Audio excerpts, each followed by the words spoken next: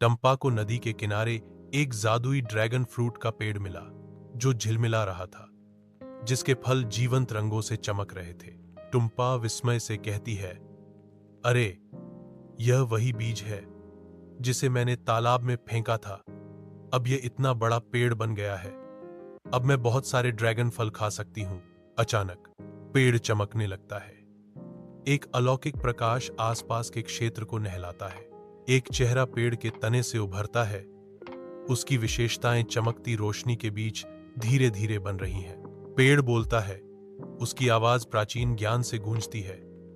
टुम्पा, तुम बहुत अच्छी बच्ची हो।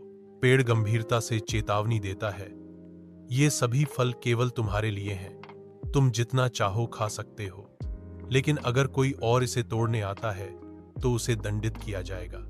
आरामदायक रसोई में टुम्पा बेली की मां के शब्दों की चुभन साझा करती है। उदासी की एक छाया उसके चेहरे पर छा जाती है। उसकी मां धीरे से उसे दिलासा देती है।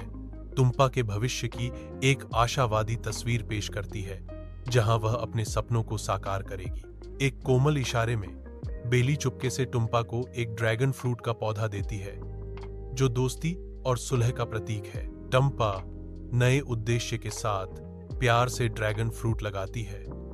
उसका दिल उम्मीद से भरा हुआ है। दिन और रात टुम्पा पौधे का पोषण करने के लिए खुद को समर्पित करती है।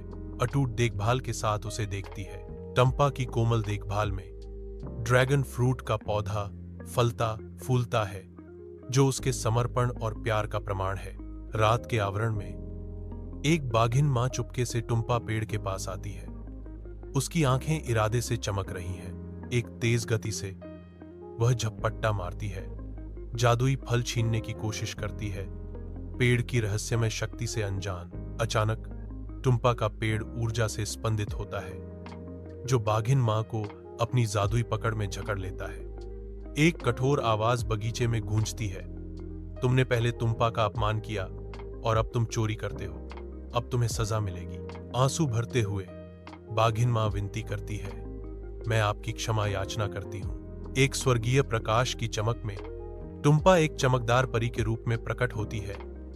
उसकी उपस्थिति बगीचे को गर्मी और माफी से भर देती है, क्योंकि बाघिन मां को रिहा कर दिया जाता है।